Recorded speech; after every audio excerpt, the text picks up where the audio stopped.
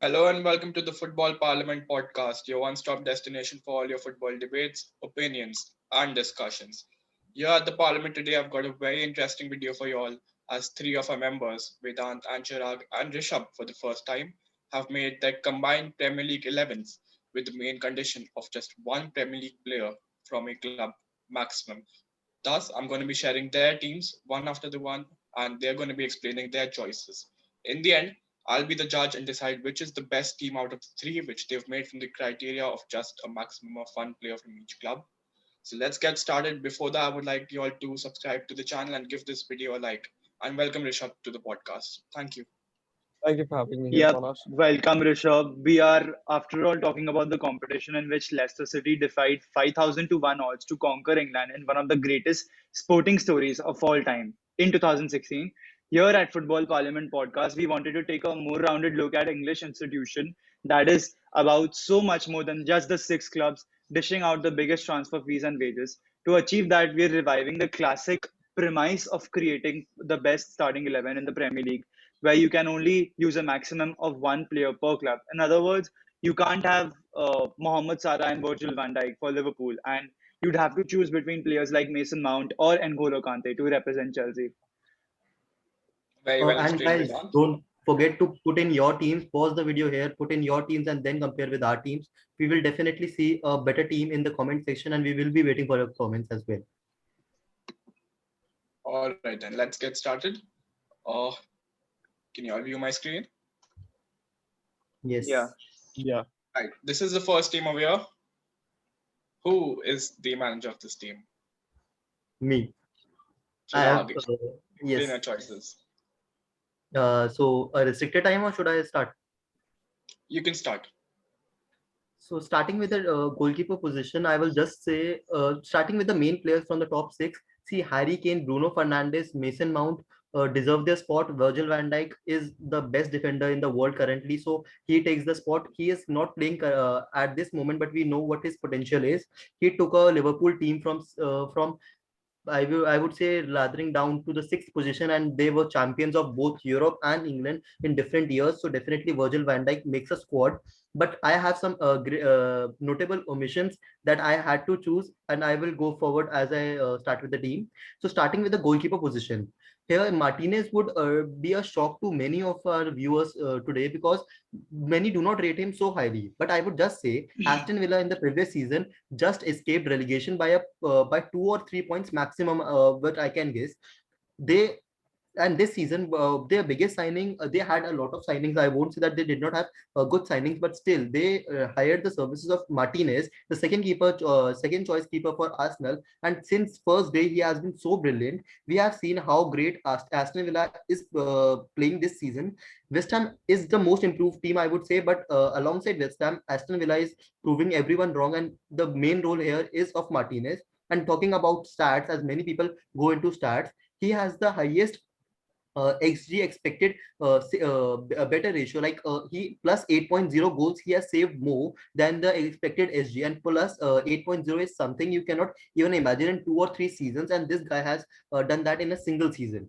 Now moving on to my back line, this I feel is my strongest point. Obviously, Virgil van Dijk will lead this line because if we even make the world's best 11 anytime, Virgil van Dijk will take his spot during this season or in the past 2 or 3 seasons. He has been the core revolutionary guy for Liverpool.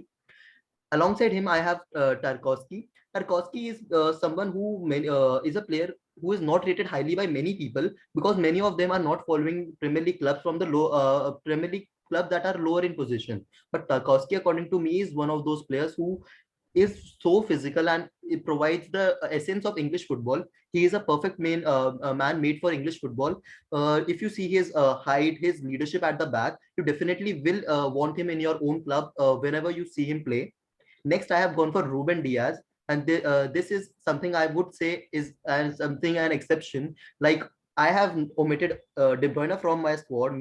For many, he is the third best player after Ronaldo and Messi in the whole world. But I have omitted him because first of all, I wanted a very strong defensive line. So I would just say that having De Bruyne would have made my attack much better. But I feel I have more better attackers to deploy, and Ruben Diaz, like one of the best signings of this season for me, the signing of the season has been proving why he is the Portuguese guy, the Portuguese essence he has in himself, and definitely he gets the spot. Now moving forward, I have a midfield five where I have two DMs and three attacking eights. Declan Rice makes his presence feel. I just don't have to explain why I have put in Declan Rice. NDD is one unsung hero of Leicester City. He has been so playing very well defensively. He has been the core for Leicester, and Leicester at this position occupy the third position, and this is because of great efforts from NDD. Mason Mount. First of all, I have put in Mason Mount for Chelsea player because I have Palash who is judging this conversation. If it would have been someone else, I would have seen some other player. But if Palash is judging, you have to take Mason Mount. And also, Mason Mount has been Mason exceptional Mount's for the biggest last fan. 2 years. For last 2 years, I have Mason Mount playing exceptionally for Chelsea. Chelsea's player of the season, and seeing we are Champions League finalists, he has to make the spot. I have even included Fernandes. Palash is the biggest hater of Fernandes as well. So I just compensated Mount with Fernandes here. But that guy has been revolutionary. Without him, Man United would have been lacking in 10th or 11th position. But definitely he makes the squad. Harry Kane needs no introduction. The best England player, the captain of English team. He leads my attacking lineup. Bukayo Saka. I was still confused which Arsenal player should I include in my team, and I cannot look beyond Saka because there is no competition for him right now. One of the best young talents. He can play. He is very versatile, playing on any side of the pitch, left, right, or in the defensive line, in the midfield line, or in the attack. So Saka makes the squad. And an interesting player I have added is Alan Saint Maximin. Many do not rate this guy at all, but if you will see his recent performances against West Ham, he was carrying the team so well.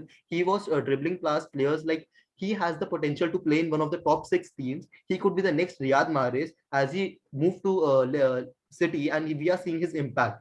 He could be the next guy. We will have to have a look on him, and definitely, I think Saint Maximin will be the guy to look for in the future. So that's it. I rest my case.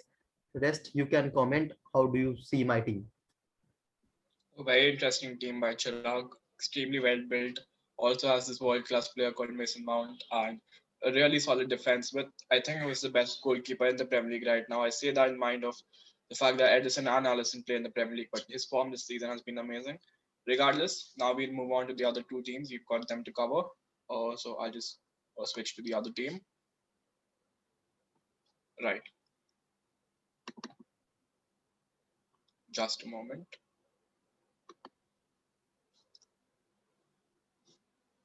There is the second team of a day. Who owns this team? I do. All right, So you can start. I've right. So I've gone for standard 4-3-3 as for all the leagues. In goal, I have Nick Pope. Now, yes, I feel like he is Burnley's main man. You may have people like Bidra, you may have people like Ben Mee, you may have people like Dwight McNeil who are the attack. But I feel as a goalkeeper, Nick Pope, the start of the season all the way in the mid, he's been amazing. Although Burnley have conceded 37 goals in the league, only two of were Nick Pope's error. And I feel he's the only reason why Burnley are still able to stay in the top flight.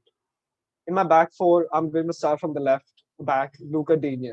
Now, arguably, he is a Champions League player for Barcelona. I rate him extremely highly, not for the fact that he played extremely well against Liverpool and the win at Anfield, but also how highly I rated him in Barca. He is a left back who makes his attacks, who makes his crosses in, and he's got an extremely good prowess for it. And I feel like him and Everton would be hunting for a European trophy the next following season. Up next is Wesley Fofana from Leicester City. Now, although um, Chirag did say that Wilfred Ndidi is a major defensive holder for Leicester City, I feel it's Wesley Fofana. It's his first season at the club, and I feel he's performed way better than other centre backs would. And this is coming from a Manchester City fan. I feel that Wesley Fofana has more than lived up to his expectations for a young lad like himself. He is hungry to get into to get titles into his own cabinet. Up next, it's not a surprise anymore, but it is Ruben Diaz. He is one of the biggest impact signings of this season for Manchester City.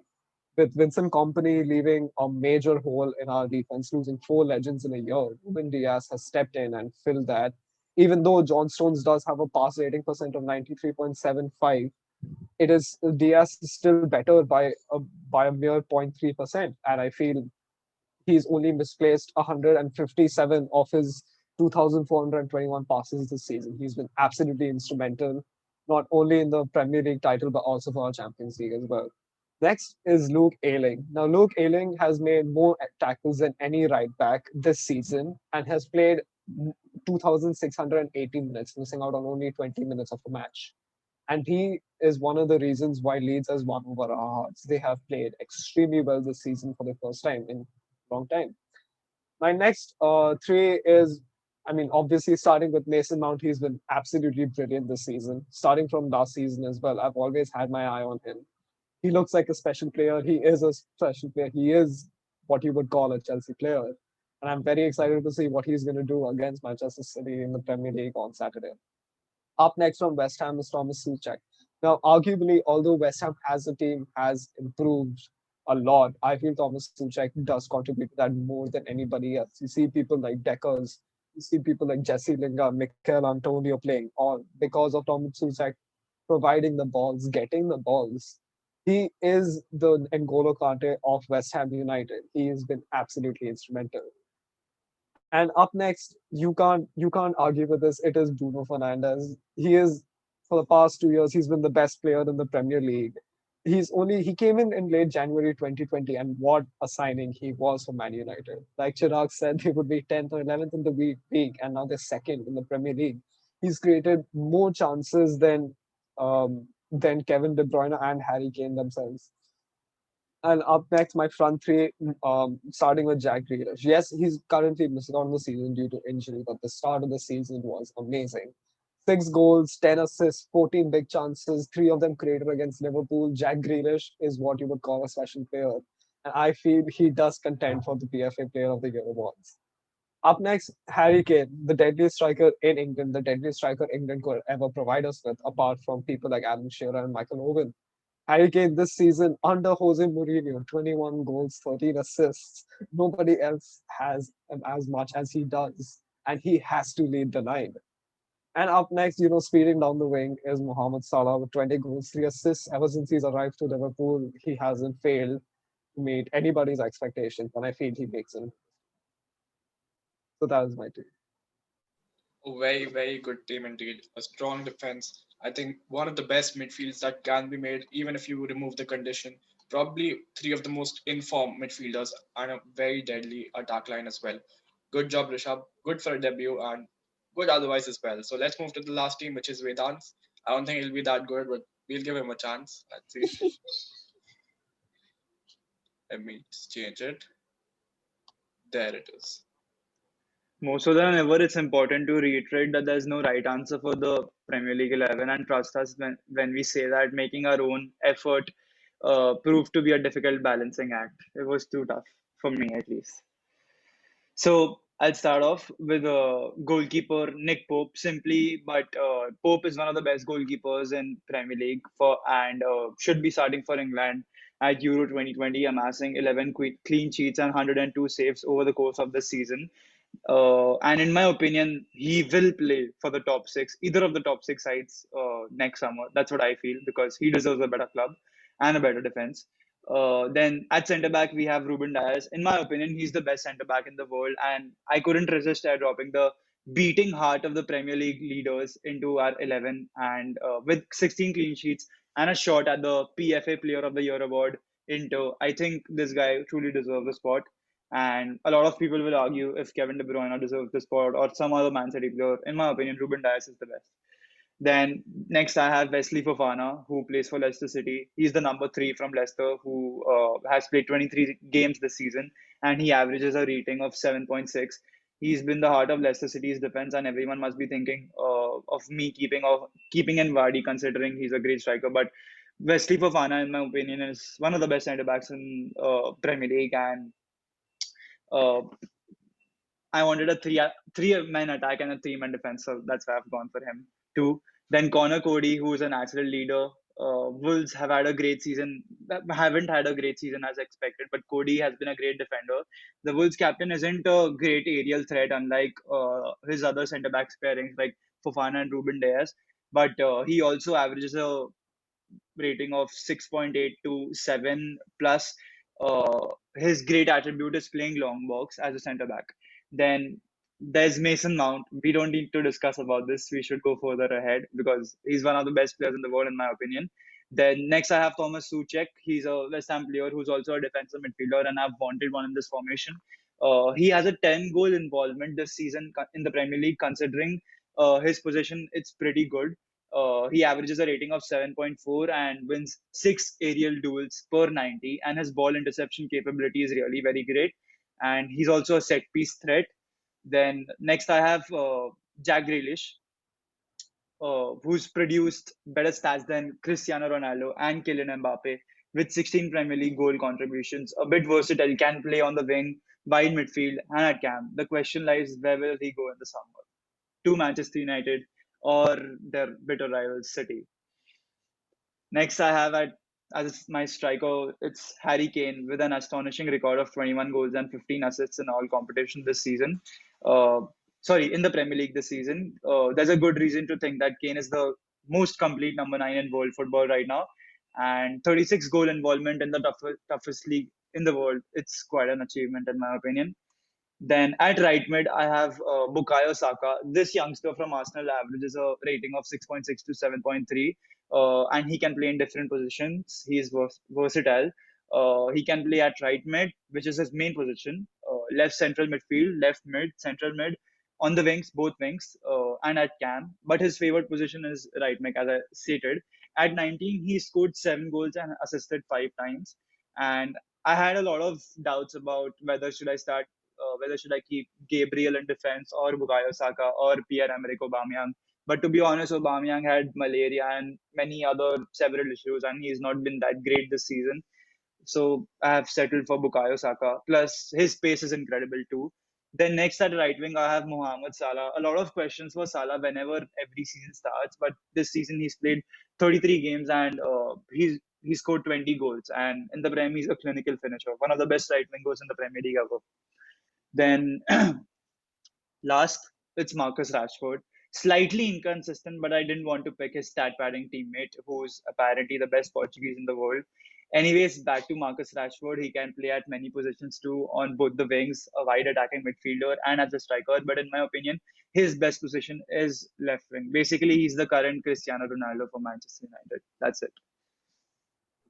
A very good team, I must say. I didn't expect such a good team from someone like Vedant, who doesn't see a lot of the Premier League, to be fair to him. But he has done a good job, as have Chirag and Rishabh here. Three very good teams, some common players we can see with Mount, Suchek, Diaz. One thing that I really like about this concept of just one player of a team, if someone asks me that who is the best player in the Premier League, straight up question, I would probably say someone like Kevin De Bruyne, which I can't see in either of the three teams because of the fact that we can just have one player from each team. And you all have very wisely chosen a centre back with the fact that, the second best centre back after Diaz, the gap is a lot more than the second best midfielder after De Bruyne. So very, very wise selections of positions, tactics, formations. And I've really got a very tough job on my hands to select which is the best of the three. Personally, I would like to give all three teams as the winners because all team have Mason Mount, so they're the winners anyway. But I still have to choose one. Who? Also, I just love how Vedant says Jack Grealish and Rashford of the next Ronaldo play like Ronaldo in the Premier League. I'm sorry. Standard for comparison is Cristiano Ronaldo. Yeah, Cristiano Ronaldo comparison was worth way too much. I said Yeah. basically he's the Cristiano Ronaldo for Manchester United. Yeah. But I it's mean, times he have did changed. play on the left Comparison. and almost similar play styles. So, yeah. That's true. But then again, when you look at Cristiano Ronaldo back in Man United, it was more of like a left wing and a striker at the Obviously, same there's time. And yeah. Rashford is somebody who prefers playing on the wing more. And also, I had a question. No, How can you Cristiano leave Ronaldo Virgil van didn't play Dijk? like a Both of you. proper striker. He was a proper winger, like crossing and scoring Yeah. and killing defenses. That was his job. And I think Rashford does Sorry, that too. Chirag, you were saying something. Sorry. Yeah, I was just asking, how can you both leave Virgil van Dijk? Like he is one of the best players, best defenders in the The whole thing world, is that according to he's me. He barely played this is. season and he's overrated, and I hate him. But it He's was never like this is we have to make this team for this season. It was the best team according Definitely. to current players.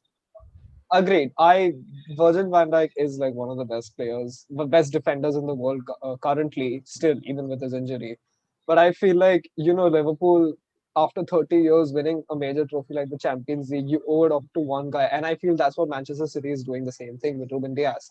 But when you look at Ruben Diaz, you look at the other people around him, like Kyle Walker, John Stones, Alexander Zinchenko, Joao Cancelo, Nathan Ake, you look at them pocketing the people around, and you see Ruben Diaz at the center of it, controlling, telling them where to go. Virgil van Dijk has done And the that too same, at the but age of 23. at the age of 23. But Virgil Yeah. van Dijk coming to a team not winning anything for 30 years, not winning a Premier League title for 30 years, let alone the Champions League for a good 14 years, I feel like the hype around him is quite a lot. And so, And are maybe so yeah. there Yeah, is a yeah. hype around Ruben Diaz as well, but I feel like he's lived up to it. I feel he deserves the hype that he's been given. So I'll just add like Points, Virgil good van Dijk's points. importance can be felt this season because we see where Liverpool is, and the only omission, the big omission they have is Virgil van Dijk. You have your Manes, your Salahs, your Firminos. You even got Diego Jota, who's performing exceptionally well. Who started very well, I would say, and still you are lagging so behind all the top four teams or top five teams. So that is something where. Like Trent Alexander-Arnold, from one of the best players in the league, has shown how open Liverpool's defense is, like how bad Liverpool can play. So according to me, Virgil van See, Dijk deserves the spot. Meeting him. Meeting see, the Emily. problem with Liverpool right now is their attack. Mane, Salah, Firmino. You need to break this trio. You need to sell either of them in the summer because it's just not working for them anymore. They're not clinical anymore. Yes, the thing is that Virgil van Dijk is being missed by Liverpool, but more of the problem is their attack. And to be honest, they won the league because of their attack. So Virgil van Dijk. No, I feel Yeah, Virgil van they Dijk won is the the league with reason Guys, this why guys, they with are guys, there. we attack. can have this. We can have the discussion of Liverpool's downfall for another day. Today, we have to discuss which of the teams is the best. And to be honest, looking at these teams makes me feel that you all are good in particular ways. Like looking at the keeper along with the defense, I think that Chirag's team is the best over here. I mean, a defense with Van Dijk and Diaz is something that any manager would love to have, along with Martinez. For the midfield, I think this midfield of Mason Mount, Suchek, and Fernandes is the best one over here. At the same time, I feel that the attack is the best one over here. However, if I have to go for 111, which I feel is the most complete 11, I will go for this one. This is because I feel, firstly, the midfield is very important. I think that they've got an amazing midfield. Even the front line, you could say that Grealish is as good as Rashford right now. The other two being two of the best players in the Premier League. Digne is a very underrated player, in my opinion, along with a very formidable centre back duo and Luke Ayling, who's been great this season. Thus, I believe that. Oh, wait, whose team is this? Mine. Rishabh, Congratulations, Rishabh. Then good debut. Thank you. congrats, Rishabh. You finally earned something.